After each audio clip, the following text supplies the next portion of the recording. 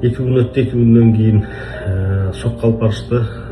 Ал жерде да бүт бары уюштурулган, прокурор деле даяр, соту деле баардыгы дайын. Менин чөнтөгүмөн 6 миллион сом акча кетти, 2 квартира кетти да. Алар өзүнө ушунчалык деңгээлде берген экен, баардыгы бир сыйра чыгып өтүшсүн, анан кийин сүйлөшөбүз деп ошентип дагы деле алып келип коюшту. Макул болдум, бирок бир эле шарт: мен бул акчаны бир күндө таап бере албайм, 2 күндө таап бере албайм, мага берем жок дегенде бир ай, мүмкүн болсо жогору дегенде 2 жума убакыт бергиле деп.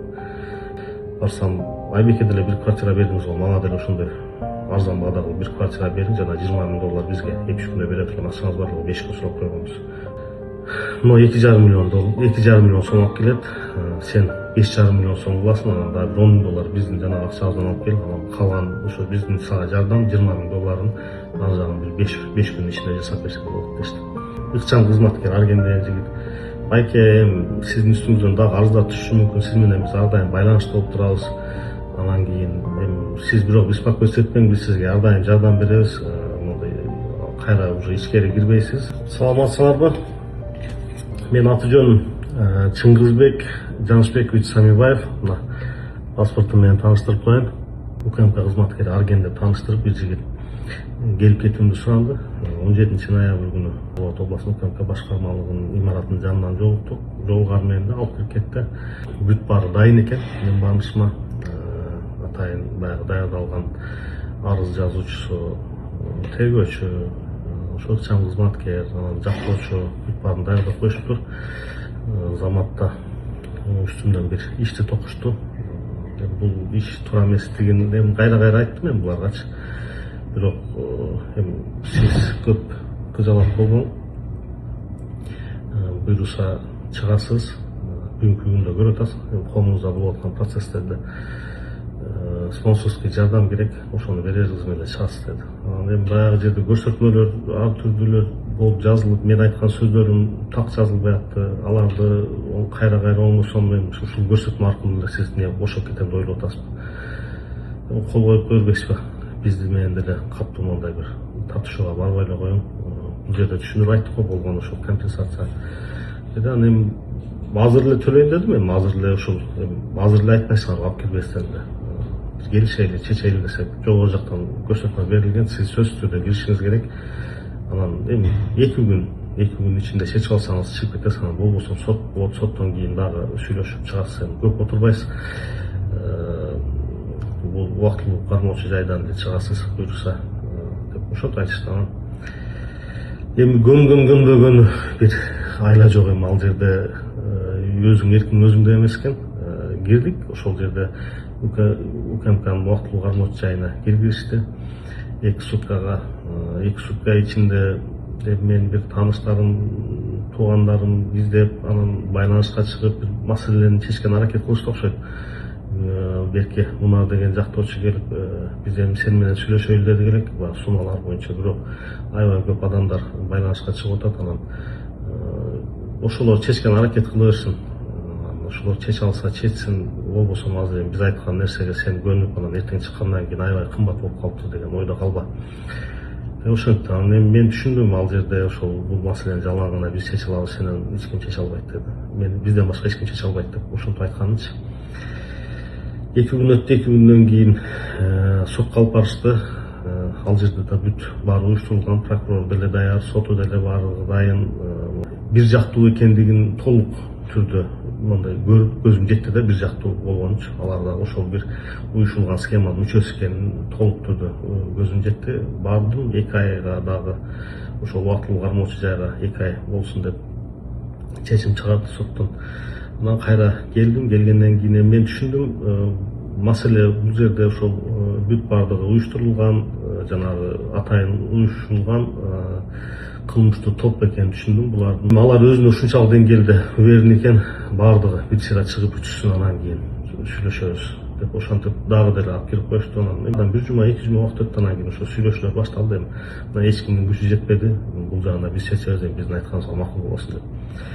Сунуш 20 миллиондон башталды. 20 миллион бул аябай көп акча экенин айттым.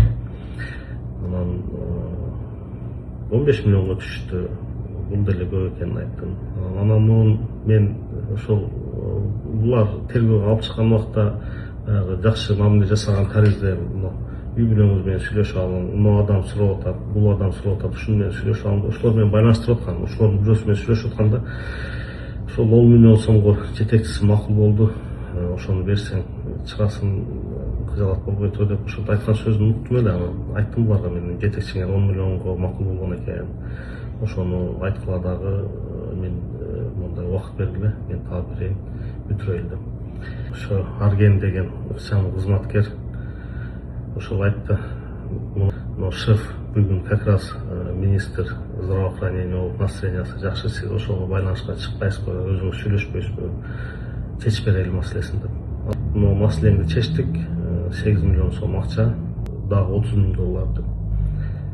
Анан мен түшүндүм, 8 миллион сом бул мондай немеге экен, кассага айтып аткан, чем бул баягы жардам катары айтып аткан. Анан 30 миң доллар эмне үчүн дедим. Сен бул биздин услугабыз дейт. Силерге эми аябай эле көп эмеспи? Өзүм эле бир рахмат айтпаймынбы? 30 миң доллар аябай көп десем, сен өзүң деле баягы 10 миллион сом акчага макул болуп калдың беле. Ушуга макул боло бербейсиң. Сага деле эмне?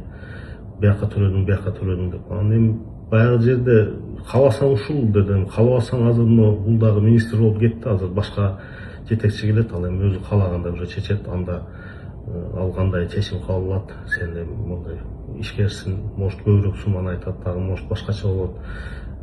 Биз анда уже гарантия бере албайбыз. Чечсең бүгүн чечип кал, болду деп ошондой бир мондай тупикке такашты да. Макул болдум, бирок эми бир эле шарт, мен бул акчаны бир күндө таап бере албайм, 2 күндө таап бере албайм, мага берем жок дегенде бир ай мүмкүн болсо жок эле дегенде 2 жума убакыт бергиле дедим. Мен ордума, мен өзүм ишкермин, анан мен мондай бир бай тууганым деле жок, башка деле жок, муну чыксам деле өзүм табамын, өзүм алып келем. Мен үчүн мынча акчаны эч ким алып келип бере албайт, калган күндө деле. Десем, жок дедим, ошо алып келсең эртеңки алып келесиң, болбосо жок деп айтышты. Кандай кылабыз, мен мондай заведомо эле айтып алам, эртеңки алып келе албайм десем, ар жактан ошо бир жигитти чакырып келишти, Айбек деген жигит экен, тергөөчү. Ага айтты, ушулда бир квартиралар бар, сен квартира алып кал деп, квартираны өздөрү эле баалашты. 500 долларга да жетпейт жана бааларчы. 2,5 миллионго баалады 61 квадрат квартираны. Анын мондай реальный баасы 900 доллардан болчу.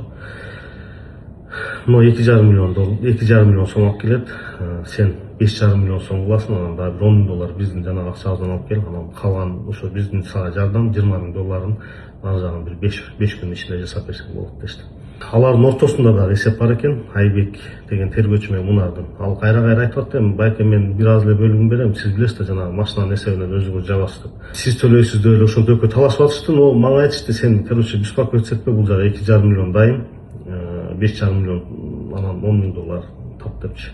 Колума телефонду карматышты, тууган урук, дос жар, тааныш байкелер эми ошо жардам беребиз деп айтышты, баарынан акчаны топтоп келгиле дедим.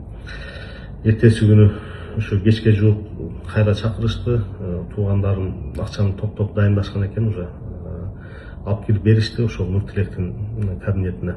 5,5 миллион сом, 10 миң доллар акчаны алып келип беришти. Анан кийин ал жерден бүт баары уюштурулган экен, ошол жерде отурдук, көп арыз жаздырды мага. Анан өздөрүнүн жана процедураларын жасашты. Прокуратурага алып барды, примерно саат 9:00 алып бардык, 9:10 алып барды, сотко алып барды, чечимди чыгарды, бүт баары дайын. Прокурор деле ошо 9:00 отурат жумушта, соту деле ушу турушат. Анан заматта баа чечимдерди чыгарып коюшту. Анан үйгө барып, эми баягы үйгө келгенибизге сүйүндүк.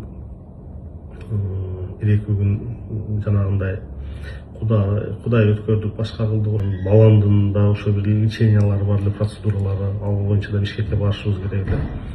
Анан кайра берки Нуртилекке чыгып баштадым. Мен жумушум жол десем эле улам эле күндө бир шылтоон айтат, эми жана домашний арестте турам, эч жака чыга албайм. Анан эми бүттү го, эми баардыгы бүттү, чечип бербейсиң десем, келсеңиз деди. Анан бардым. Барсам, Айбекке деле бир квартира бердиңиз го, мага деле ошондой арзан баадагы бир квартира бериң, жана 20 миң доллар бизге 2-3 күндө бере турган акчаңыз барлыгы 5 сурап койгонбуз. Ошонун эсебинен анан жетпесе дагы эсеп сап кылабыз деп. Ошондуктан анан эми чече турган бала, жаза турган бала ошол экен. Башка эле жок. Дагы деле ушундай каалабасам деле ошол нерсеге барышым алып барат экен да. Анан бердим. 51 квадрат квартираны, ага дагы ошо 500 доллардан бааладык, бердик. өздөрүнчө жанагы эсеп кысабын кылды, 20 миң доллар менен разницасын аяклаган деп. Аны кандай болгондо деле дебит кредит деген сөз бар да бухгалтерияда. Менин чөнтөгүмөн 6 миллион сом акча кетти, 2 квартира кетти да. Өздөрү 500 миң сом акчаны кошто, 10 миң долларды алып чыкты. Жанагы тергөөчүнүн кабинетине калган акчачы 5,5 миллион сом менен 10 миң доллар. Ошонун 500 миң сом акча кошто, 6 миллионго толукташты, 10 миң долларды алышты. Жумуштар менен жүрсөм, булар дагы чыгышты мага, ошол мунар чыкты. Мунар чыгып, жанагы өткөн квартиралар боюнча биздин жетекчиликте бир ошол вопростор болуп атат, нюанстар болуп атат. Задний число менен бир договор түзүп бер деп айтты. Анан жанагы договорду жок кылайлы, ошол күнү түзүлүп калыптыр деп. Договорлорду жок кылайлы, ошол күнү түзүлүп калыптыр. Анан кийин мен эми айттым, мондай ал нерсени өзүңөр нотариустан, госрегистрден бери өткөрдүңөр. Аны мен жок кылган күндө деле ал жерде расторжение болуп кайра катталат. Аны кантип жок кыласыңар десем, кийин кайра чыгыптыр. Ал договорду биз мурда түзүлгөн кылып туруп жасап кое берели, кийин госрегистрден өттү кылабыз деп туруп, ошондой түзөйлү, сен жанагы адвокаттын, юристтин ишканаңдагы юристиңдин сен ордуна кол кое турган доверенность бар экен, Кумар деген жигиттин. Ошол келип түзүп кое берсин договорду, биз алып кетебиз. Ошол бир июнь айларынан мурда түзгөн жасап берип койгула. Биздин жетекчиликте ушундай бир вопростор возникать этип атат, өз алдынча ушундай бир изилдешип атат ушул маселени. Ыкчам кызматкер Арген деген жигит: байке, сиздин үстүңүздөн дагы арыздар түшүшү мүмкүн, сиз менен биз ар дайым байланышта болуп турабыз. Анан кийин сиз бирок беспокойство этпең, биз сизге ар дайым жардам беребиз. Мондай кайра уже ичкери кирбейсиз, биз өзүбүз эле чечип берип турабыз маселеңизди деп.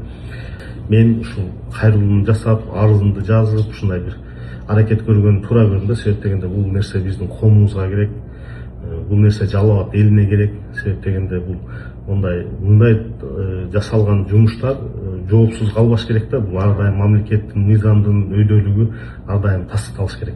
Мен ойлойм, ошол биздин президентибиз, өлкө башчыбыз, атайын тийиштүү күч органдар, күч түзүмдөр ушул нерсеге бир олуттуу карап, бир жыйынтыктар чыгарып, мыйзам чегинде чараларды көрөт деп. Саламатта болуңар, рахмат.